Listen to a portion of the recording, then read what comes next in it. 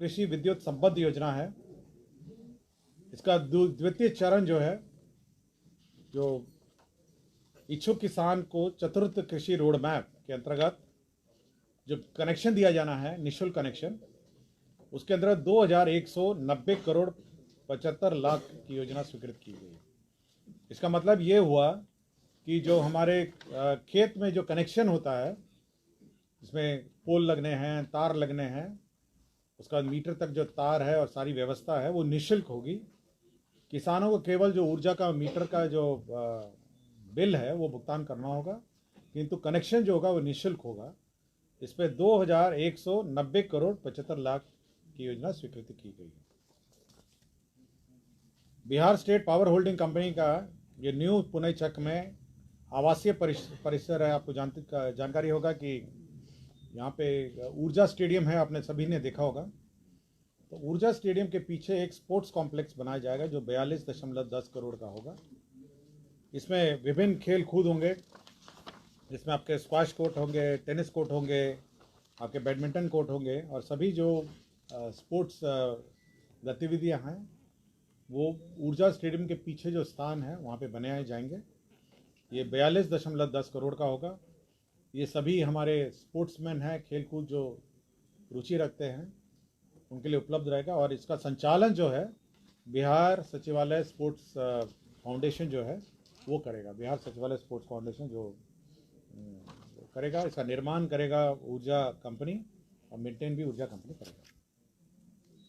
हर घर नल का जल की योजना, आपको जानकारी होगा, यह गुणवत्ता और गैर गुणवत्ता प्रभावित 12 नंबर हर घर नल का जल, ये 7 निश्चय के अंतर्गत यह गुणवत्ता और गैर गुणवत्ता प्रभावित क्षेत्रों में योजना कार्यान्वित की जा रही थी। तो जो छूटे हुए बसावट है और टोले हैं, आपको याद होगा कि समाधान यात्रा के पश्चात माननीय मुख्यमंत्री जी ने यह घोषणा की थी कि राज्य में जो छूटे हुए बसावट है, टोले हैं, उन सभी में नल जल योजना कार्यान्वित किया जाए। तो जो छूटे हुए बसावट है उसमें 16,426 वार्ड हैं और उसके 3,393 छूटे हुए टोले हैं और बसावट हैं। इसमें 1,063 करोड़ 46 लाख रुपए की योजना ये गैर गुणवत्ता प्रभावित क्षेत्र के लिए स्वीकृत की गई है। तो जो गैर गुणवत्ता प्रभावित क्षेत्र हैं तो पीएचडी निर्माण कर रही है उसकी योजना, और 1,063 करोड़ 46 लाख रुपए की योजना हर घर नल का जल के लिए स्वीकृत किया गया। इसी प्रकार जो गुणवत्ता प्रभावित क्षेत्र हैं, जहाँ पे आर्सेनिक है, फ्लोराइड है और आयरन है, इनको कहा जाता है गुणवत्ता प्रभावित क्षेत्र है। आर्सेनिक, फ्लोराइड और आयरन, जो पानी प्रदूषित पानी है, जो केमिकल युक्त पानी है, उसके लिए भी हर घर नल का जल जो है गुणवत्ता प्रभावित 30,207 वार्डों में से 7,326 छूटे हुए टोले बसावटों में 3,642 करोड़ 72 लाख रुपए की योजना स्वीकृत की है। तो जो गुणवत्ता प्रभावित है उसके लिए 3,642 करोड़ 72 लाख रुपए योजना स्वीकृत की गई है गुणवत्ता प्रभावित क्षेत्र के लिए।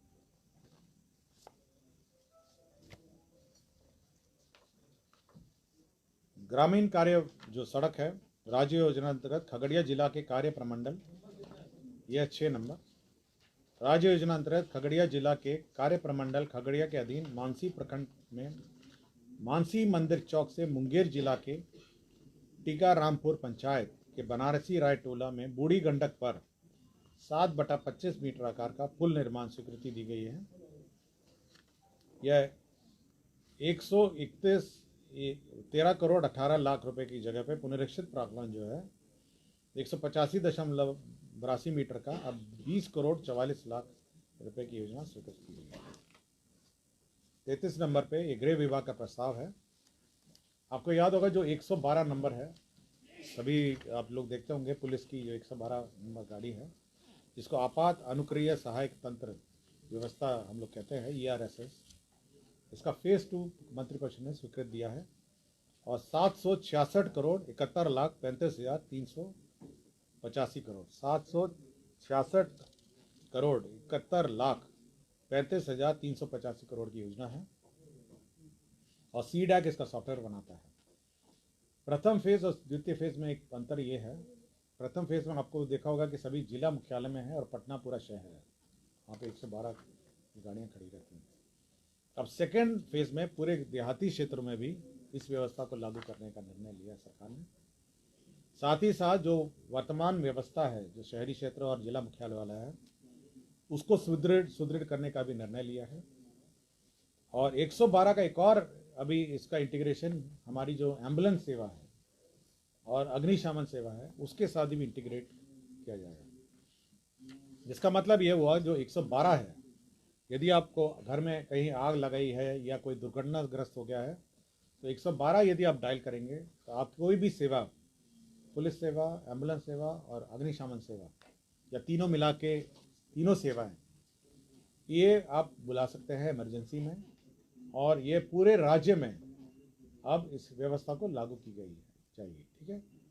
ये 766 करोड़ 71 लाख, इसमें गाड़ियाँ, अतिरिक्त गाड़ियों का क्रय है, अतिरिक्त ड्राइवर, तेल, मेंटेनेंस, ट्रेनिंग और साथ ही साथ जो MDT डिवाइस है, जो वाहनों में जो डिवाइस लगी रहती है जिसके माध्यम से ट्रैकिंग होता है और कम्युनिकेशन होता है, उसको भी अपग्रेड करने की व्यवस्था है। तो ये अभी सब इंटीग्रेटेड 112 में है, 112 में है। 112 में सिंगल पॉइंट नंबर है, इसमें पुलिस भी है, फायर भी है और एम्बुलेंस भी है। ये टोटल आपकी जो पूरी व्यवस्था है, मैं पूरा डिटेल आपको दे दूंगा अगर आपको चाहिए होगा तो, कि कितनी गाड़ियां हैं, क्या होगा, पूरा जो प्रोजेक्ट है ERSS फेस होगा मैं आपको दे देता हूँ। मैडम आप ले लीजिएगा और सभी को रेफर कीजिएगा, ठीक है। अब सब पूरे राज्य फुल स्टेट। बिहार वाहन चालक भर्ती एवं सेवा शर्त संशोधन नियमावली है 2023। बिहार वाहन चालक 16 नंबर एजेंडा है, बिहार वाहन चालक भर्ती एवं सेवा शर्त संशोधन नियमावली है। अब यह है कि जो कमीशन है जो किसके माध्यम से बहाली होगी, ये अब ये बिहार टेक्निकल सर्विसेज कमीशन इसकी बहाली करेगी। केवल इतना ही संशोधन है नियमावली में। जो ड्राइवरों का जो चयन होगा बिहार तकनीकी सेवा आयोग के द्वारा चयन किया जाएगा। तो एक लाइन का संशोधन है सभी विभाग। अनुसूचित जनजाति कल्याण विभाग, ये 29 नंबर 29, अनुसूचित जाति एवं अनुसूचित जनजाति कल्याण विभाग नियंत्रणाधीन संचालित डॉक्टर भीमराव अंबेडकर 10+2 अनुसूचित जाति एवं अनुसूचित जनजाति आवासीय विद्यालय में जो अध्यापक है, प्राथमिक शिक्षा 1 से 5, माध्यमिक कक्षा 6 से 10, उच्च माध्यमिक कक्षा 11 से 12 एवं प्रधानाध्यापक के 2 जो पदों में नियुक्ति और प्रोन्नति है, तो ये सेवा शर्त नियमावली यह गठन किया गया है। यह सेवा शर्त नियमावली बिल्कुल शिक्षा विभाग के शिक्षकों के सेवा शर्त के अनुरूप ही है और बहाली भी जो उनके दूसरा चरण जो शिक्षा नियम होगा उसी में इनकी भी बहाली होगी। इसी प्रकार पिछड़ा अति पिछड़ा कल्याण विभाग ने भी अपने जो सेवा शर्त है उसका मंत्रिपरिषद से स्वीकृत कराया है। एजेंडा नंबर 30, 31 और 35। इसके अंदर पिछड़ा अति पिछड़ा ने भी अपने सेवा शर्त को शिक्षा विभाग के अनुरूप किया है। नियुक्ति कैसी होगी, प्रमोशन कैसे होंगे, साथ ही साथ उनका वेतनमान कैसा होगा, सभी। तो अनुसूचित जाति जनजाति कल्याण छात्रावास और पिछड़ा अति पिछड़ा जो छात्रावास है, ये आवासीय विद्यालय हैं, सभी ने अपने अपने जो सेवा नियमावली हैं वह शिक्षा विभाग के अनुरूप कर दिया है। और इन सभी की बहाली जो शिक्षक बहाली की अभी नेक्स्ट फेज होगी उसी में इन सभी की बहाली होगी। ये सब बहुत कम नंबर है, ये 2000 के आसपास है शिक्षा SC/ST का और बाकी 1500 के आसपास है, छोटी संख्या है।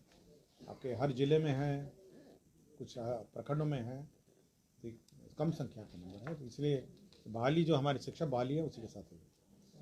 जल संसाधन की विभिन्न योजनाएं स्वीकृत हुई हैं।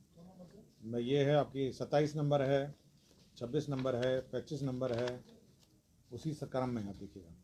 तो सकरी शाखा नहर में 119 RD से 145.44 RD, श्रीरामपुर वितरणी के 0.0 RD से 26.50 RD एवं लक्ष्मणपुर लघु नहर 0.00 RD से 1 RD तक बायां सेवा पथ का कालीकरण कार्य है। इसका 55 करोड़ 12 लाख 60 हज़ार है। तो ये 27 नंबर एजेंडा है। 26 नंबर एजेंडा है झंझारपुर शाखा नहर के 0.0 RD से 138 RD तक दायां सेवा पथ का कालीकरण कार्य है। ये 128 करोड़ 60 लाख 93,385 करोड़ है। 25 नंबर एजेंडा है बीरपुर बजा बराज के डाउन स्ट्रीम में पश्चिम कोसी तटबंध के स्पर संख्या 8.09 स्पर किलोमीटर 9.18 के बीच अतिरिक्त स्पर, ये बीरपुर बराज आपको याद होगा कोसी पे है, तो एक अतिरिक्त स्पर बनाने की योजना है और उसी को स्टडी करने के लिए उसका जो कंसल्टेंट फीस है 28,78,000 रुपये कंसल्टेंट का शुल्क होगा। जल संसाधन विभाग का ही बनिया से सगुनी के बीच 8.33 किलोमीटर की लंबाई में नए तटबंध का निर्माण एवं सुरक्षात्मक कार्य होगा। यह 59 करोड़ 98 लाख 27 हज़ार रुपये का होगा। सारण मुख्य नहर के किलोमीटर 0.0 से किलोमीटर 17 तक का पुनर्स्थापन कार्य होगा। इसमें 333 करोड़ 49 लाख होगा।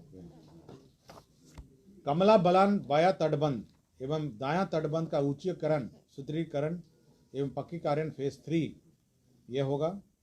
इसमें 255 करोड़ 45 लाख 92 हज़ार मात्र होगा। बख्तियारपुर जिला के अंतर्गत बख्तियारपुर प्रखंड के अंतर्गत चैनल गंगा चैनल के दाएं तटबंध पर सीढ़ी घाट निकट पक्का सुरक्षात्मक कार्य और कटाव निरोधक कार्य, ये 56 करोड़ 6 लाख का योजना स्वीकृत हुआ है। सोन नहर प्रणाली अंतर्गत पूर्वी लिंक नहर 0.0 किलोमीटर से 10.20 किलोमीटर तक पुनर्स्थापन कार्य एवं लाइनिंग कार्य, ये 235 करोड़ 24 लाख 97 हज़ार रुपये ये स्वीकृत हुआ है। कर्मनाशा लिंक नहर की लाइनिंग का कार्य स्वीकृत हुआ है। 91 करोड़ 41 लाख 33 हज़ार रुपये का हुआ है। तो ये सारी जल संसाधन विभाग की विभिन्न नहरों में कालीकरण ये पक्कीकरण की योजना है और साथ ही साथ जो पथ है जो सर्विस रोड है उसका कालीकरण का है। ये मैंने अभी पढ़ा। सर ये 25 नंबर में हु इज द कंसल्टेंट? ये अभी कंसल्टेंट अभी बहाल नहीं हुआ है, अभी कंसल्टेंट के लिए स्वीकृति लिए है, उसके बाद ये कंसल्टेंट के लिए बिड होगा। आपका नगर विकास विभाग में केंद्र प्रायोजित योजना था, यह है 34 नंबर। इसमें 400 करोड़ BCF से लिया गया था, उसकी घटनोत्तर स्वीकृति है। ये केंद्र प्रायोजित अटल नवीकरण शहरी परिवर्तन मिशन योजना 2.0 है। तो सेंट्रल शेयर आ गया था, उसी को निकासी के लिए BCF से विभाग ने प्रस्ताव दिया था। अब विभाग ने उसका घटनोत्तर स्वीकृति लिया है। Bihar state wide area network 20 जो इंटरनेट सर्विसेज और नेटवर्क सर्विसेज राज्य के कार्यालय में देता है 17 नंबर। ये 5 अरब 64 करोड़ 2 लाख रुपए की योजना है 3.0। अब इसमें यह व्यवस्था है कि सभी थानों को जोड़े जाएंगे 20 से, सभी पंचायतों को जोड़े जाएंगे और सारे जितने नेटवर्क हैं उसको और सुदृढ़ किया जाएगा। अभी तक तो केवल ब्लॉक और अंचल थे, अभी पूरे थाने तक और पूरे पंचायतों तक ये नेटवर्क जाएगा, जहाँ से इंटरनेट की सुविधा गवर्नमेंट सर्विसेज सरकारी सेवा सर्विसेज है, जो भी सरकारी सेवा सर्विसेज है उसके लिए उपलब्ध होगी और कार्यालय जो सरकारी पंचायतों का कार्य और थाना को कार्य भी इससे चल पाएगा। आपदा प्रबंधन विभाग 1 नंबर एजेंडा है था। इसमें राज्य के वज्रपात आपात पूर्व चेतावनी, आपको याद होगा कि जो भी वज्रपात की पूर्व चेतावनी दी जाती है SMS में माध्यम से जिस क्षेत्र में अनुमान है, तो ये पहले भी कारण हो रही थी। ये Earth network incorporated and Hydnet solution private limited, अब इसको और मतलब 4 वर्षों के लिए मतलब और अवधि विस्तार इसका किया गया है। सहकारिता विभाग में संचालित विभिन्न योजनाओं के कार्यान्वयन संचालन हेतु जो IT सर्विसेज है, ये 15 नंबर प्रबंधकीय सूचना प्रणाली विकसित करने हेतु 2023-24 से 5 वर्षों के लिए NIC को देने के लिए नॉमिनेशन पे देने का निर्णय लिया गया है। सहकारिता विभाग का जो भी आपका प्रबंधीय सूचना प्रणाली है, इसमें आपके पैक्स का कंप्यूटराइजेशन है, पैक्स का IT है और अन्य जो पैक्स काम करते हैं उसी का आईटी सिस्टम डेवलप करने का। बिहार राज्य एड्स नियंत्रण समिति में जो अनुबंध पर कार्यरत कर्मी हैं, जो 3/2/2016 के प्रभाव से राज्य में जब जिनकी मृत्यु होगी उनको 4 लाख अनुग्रह अनुदान दिया जाएगा। ये एक्चुअली सोसाइटी जब स्वीकृति हो रहा था तो यह सोसाइटी उस सूची में छूट गई थी। 5 नंबर एजेंडा में है माननीय सर्वोच्च न्यायालय नई दिल्ली द्वारा पारित न्यायादेश में लॉरिया डिस्टिलरी पश्चिम चंपारण के कर्मियों को भी जो अन्य शुगर मिल का एग्जिट प्लान है उसी के अनुरूप एग्जिट सेटलमेंट प्लान दिया जाएगा। जो शुगर मिल, आपको याद होगा कि जितने भी बिहार स्टेट कोऑपरेटिव द्वारा शुगर मिल संचालित थे तो माननीय सर्वोच्च न्यायालय के आदेश से सभी का एग्जिट सेटलमेंट प्लान निर्धारित किया गया। तो इसमें लॉरिया छूट गया था, लॉरिया का अलग सिस्टम था, तो उसी का एग्जिट सेटलमेंट उसी अनुरूप जो अन्य चीनी मिल का है एग्जिट सेटलमेंट प्लान स्वीकृत हुआ। कर्मी तो चले गए हैं किंतु उसका सेटलमेंट प्लान जो था स्वीकृत नहीं होता, तो सुप्रीम कोर्ट के ऑर्डर से हुआ। एक अपराध अनुसंधान विभाग में एक कर्मी थे, पुलिसकर्मी, पुलिस प्रयोगशाला बिहार में निदेशक राजपत्रित थे, वेतन सन 11, इनको डिसमिस किया गया है।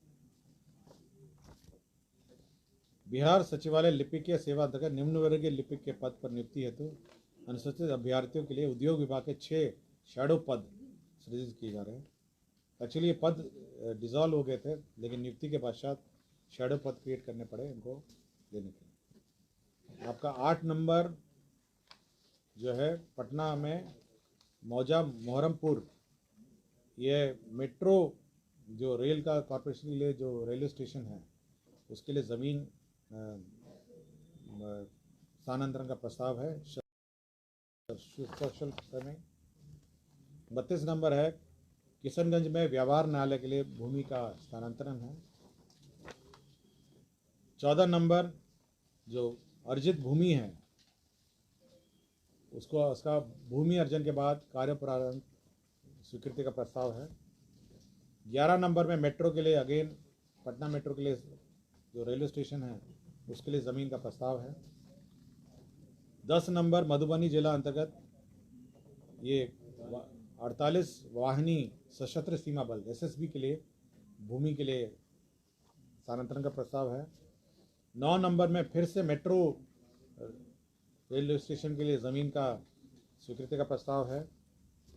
और 28 नंबर में भारतीय रिजर्व बैंक का जो गाइडलाइंस है CRR SLR का, जो कोऑपरेटिव बैंक को मेंटेन करना पड़ता है अन्यथा उसका लाइसेंस रद्द हो जाता है, उसके लिए 9,433 लाख 9,000 रुपये अनुदान, उसका CRR SLR जो स्टैच्यूटरी लिमिट्स हैं उसको मेंटेन करने के लिए राज्य सरकार ने स्वीकृति दी। तो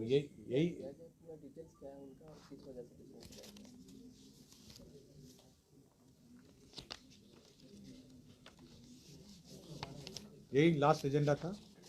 धन्यवाद।